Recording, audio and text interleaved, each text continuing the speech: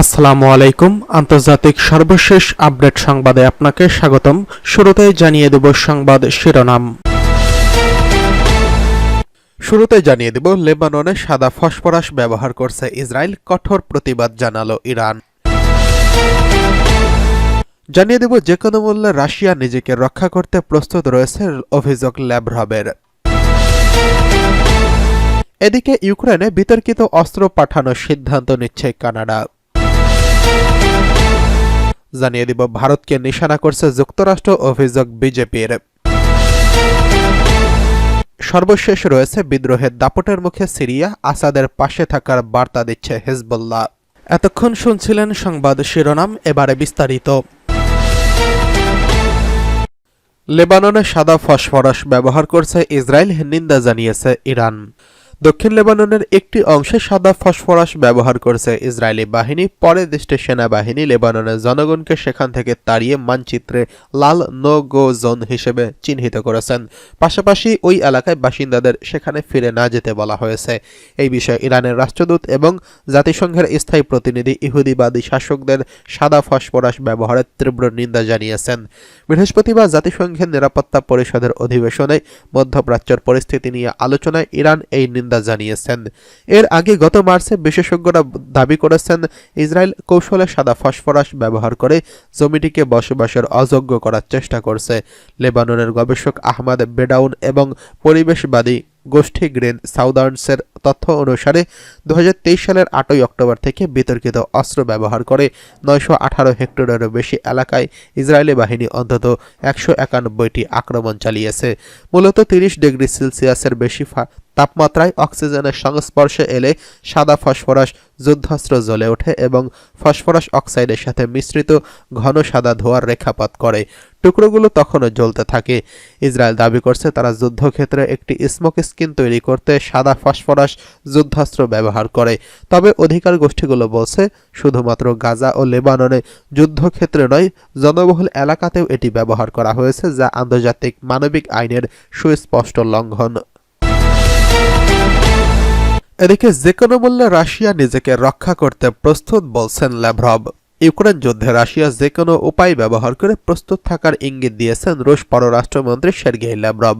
Fox নিউজের সাবেক সাংবাদিক টাকার কার্লসনকে দেওয়া এক সাক্ষাৎকারে তিনি এই ইঙ্গিত দিয়েছেন। সাক্ষাৎকারে রাশিয়ার পররাষ্ট্রমন্ত্রী ইউক্রেনের পাশ্চাত্য মিত্রদেরকে সম্প্রতি ইউক্রেনে আঘাত হানা ওরেসনিক হাইপারসোনিক ক্ষেপণাস্ত্রের বিষয়টি গুরুত্ব সহকারে ভাবতে বলেছেন।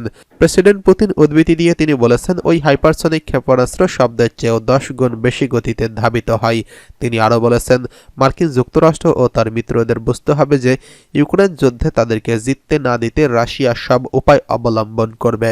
3 বছরের রাশিয়া ইউক্রেন যুদ্ধে রাশিয়া 2 সপ্তাহ আগে দিনিপ্রোতে ওরেসনিক ক্ষেপণাস্ত্রের বিষয়টি নিক্ষেপ করে। ইউক্রেনের জন্য আমেরিকা ATACMS অস্ত্র পদ্ধতি কার্যকর হওয়ার পর মস্কো এমন পদক্ষেপ গ্রহণ করছে। এদিকে ইউক্রেনের প্রেসিডেন্ট ভ্লাদিমির জেলেনস্কি রাশিয়ার হাইপারসোনিক ব্যবহারকে পাগলামি হিসেবে উল্লেখ করেছেন। ওই সাক্ষাৎকারে রাশিয়ার পররাষ্ট্রমন্ত্রী এমন অভিযোগ করেন যে রাশিয়া আমেরিকা ও তার মিত্রদের ভয় দেখাতে চাচ্ছে। ইউক্রেন সংঘাত বৃদ্ধিতে তিনি মার্কিন প্রেসিডেন্ট জো বাইডেনের প্রশাসনকে দায়ী করেছেন। তিনি যুক্তরাষ্ট্রের নবনির্বাচিত মার্কিন প্রেসিডেন্ট ডোনাল্ড ট্রাম্প সম্পর্কে বলেছেন, ট্রাম্প যত দ্রুত সম্ভব ইউক্রেন যুদ্ধের ইতি টানতে বদ্ধপরিকর। যদিও তিনি কোন প্রক্রিয়ায় তা শেষ করবে সেই বিষয়ে ল্যাভরভ কিছু জানেন না বলে সাক্ষাৎকারে উল্লেখ করেছেন। ডোনাল্ড ট্রাম্প এই বিষয়ে আরও বলেছেন, ডোনাল্ড ট্রাম্প হচ্ছেন এমন একজন মানুষ যিনি ফলাফল দেখতে চেয়েছেন। এদিকে ইউক্রেনে বিতর্কিত অস্ত্র পাঠানোর সিদ্ধান্ত নিচ্ছে কানাডা। ইউক্রেনে পাঠানোর উদ্দেশ্যে কানাডায় 324টি মডেলের অ্যাসল্ট অস্ত্র নিষিদ্ধ করার ঘোষণা দিয়েছে দেশটির সরকার। এছাড়া বন্দুকের দোকান থেকে অস্ত্রগুলো সংগ্রহ করার জন্য সাধারণ ক্ষমার ঘোষণা দিয়েছে কানাডা। নারী বিদ্বেষী হামলার 35তম বার্ষিকী উপলক্ষে এই পদক্ষেপ নিয়েছে কানাডা। পাবলিক প্রতিরক্ষা মন্ত্রী ডমিকিন লেভানঙ্কো সংবাদ সম্মেলনে বলেছেন, যতটা সম্ভব তাদের আমরা অপ্রীতিকর হামলা থেকে প্রাণ হারিয়েছি তাদের স্মৃতির প্রতি সম্মান দিতে চাই। সেজন্যই আমরা এই অস্ত্র নিয়ন্ত্রণ পদক্ষেপ নিচ্ছি। এমন অস্ত্রের সরবরাহ সীমিত করতে চাই যা এই ধরনের ভয়াবহ অপরাধ ঘটাতে ব্যবহৃত হয়। তিনি বলেছেন, আমাদের লক্ষ্য হলো যেন কানাডার আর কোনো সম্প্রদায়, কোনো পরিবার আবার অপ্রীতিকর হামলার শিকার না হয়।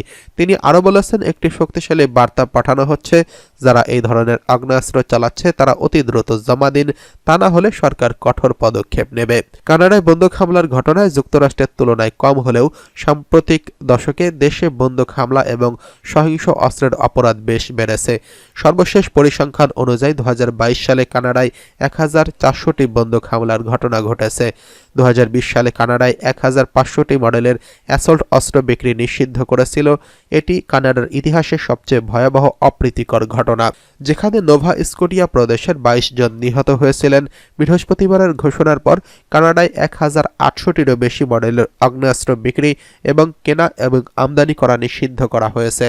ডিফেন্স মন্ত্রী বিল ব্লেয়ার বলেছেন, অটোয়া বিক্রেতা এবং গুলির দোকানগুলোর সঙ্গে কাজ করবে যারা এগুলি তাদের স্টকে রেখেছে, তাদের এই অস্ত্রগুলো কানাডা থেকে বের করে ইউক্রেনের হাতে পৌঁছানো যায়, যেগুলো রাশিয়ার বিরুদ্ধে যুদ্ধের জন্য ব্যবহৃত হবে। তিনি আরও বলেছেন, যতটুকু সাহায্য করতে পারব ততটুকু সহায়তা ইউক্রেনের বিজয়ের দিকে এক ধাপ এগিয়ে নিয়ে যাবে। ভারতকে নিশানা করছে যুক্তরাষ্ট্র, অভিযোগ বিজেপির। যুক্তরাষ্ট্র ভারতকে নিশানা করছে বলে অভিযোগ করেছেন প্রধানমন্ত্রী নরেন্দ্র মোদী দল ভারতীয় জনতা পার্টি বিজেপি। বৃহস্পতিবার 5 ডিসেম্বর শাসক দলটি অভিযোগ করেছেন মার্কিন পররাষ্ট্র মন্ত্রণালয় এবং দেশটির ডিপ স্টেট উপাদানগুলো তদন্তকারী সাংবাদিক এবং বিরোধী দলীয় নেতা রাহুল গান্ধীর সঙ্গে একযোগে ভারতকে অস্থিতিশীল করার চেষ্টা করছেন। ব্রিটিশ বার্তা সংস্থা রয়টার্স এই খবর জানিয়েছেন। এটি একটি আশ্চর্যজনক অভিযোগ, কেননা গত 2 দশকে দিল্লি ও ওয়াশিংটন একটি শক্তিশালী সম্পর্ক তৈরি করছে। এছাড়া কিছু বিষয়ের মতপার্থক্য, ভিন্ন অবস্থান থাকা সত্ত্বেও উভয় দেশই এই সম্পর্কে আরও শক্তিশালী করার প্রতিশ্রুতি দিয়েছে। বৃহস্পতিবার বিজেপি বলছে, গান্ধীর দল কংগ্রেসে আদানি গ্রুপের উপর এককভাবে ফোকাস করে এমন organized crime and corporation representing project এই নিবন্ধনগুলো ব্যবহার করছে এবং মার্কিন সরকারের সঙ্গে তাদের কথিত ঘনিষ্ঠতাকে কাজে লাগিয়ে মোদীকে দুর্বল করার চেষ্টা করছেন। গত মাসে $256 বিলিয়ন প্রকল্পের অংশ হওয়ার জন্য আদানি গ্রুপের চেয়ারম্যান গৌতম আদানি এবং আরও 7 জনকে ভারতীয় কর্মকর্তাদের ঘুষ দেওয়ার জন্য অভিযুক্ত করেছিল যুক্তরাষ্ট্র। তবে এই অভিযোগগুলো ভিত্তিহীন বলে অভিহিত করেছে আদানি গ্রুপ। OCCRP এর নিবন্ধনগুলো অভিযোগ করা হয় ভারতের রাষ্ট্রের পৃষ্ঠপোষক হ্যাকারদের বিরুদ্ধে সরকারের সমালোচকদের লক্ষ্যবস্তু করতে ইসরায়েলের তৈরি গোপাপসা স্পাইওয়্যার ব্যবহার করছে। মোদী সরকার অবশ্য উভয় অভিযোগই অস্বীকার করছেন। এর আগে রাহুল গান্ধী OCCRP এবং 92 বছর বয়সী ধনকুবের জর্জ সোরোসের বিরুদ্ধে মোদীর আক্রমণ করার অভিযোগ এনেছিল বিজেপি। এদিকে বিদ্রোহের দাপটের মুখে সিরিয়া, আসাদের পাশে থাকার বার্তা হিজবুল্লাহর।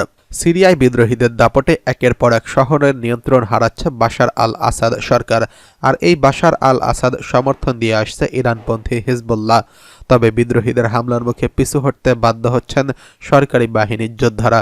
গত বুধবার সবচেয়ে বড় আক্রমণ পরিচালনা করেছেন বিদ্রোহীরা। 3 দিনের মাথায় শনিবারের মধ্যে তারা দেশটির দ্বিতীয় বৃহত্তম শহর আলেপ্পো নিয়ন্ত্রণ নিয়েছে। বিদ্রোহীদের এই দলটির নেতৃত্ব দিচ্ছে ইসলামপন্থী সশস্ত্র গোষ্ঠী হায়াত আত-তাহরি আশ-শামস। 1 দশকেরও বেশি সময় ধরে চলা সিরিয়া যুদ্ধে যুক্ত থাকার দীর্ঘ ইতিহাস তৈরি করেছে তাদের।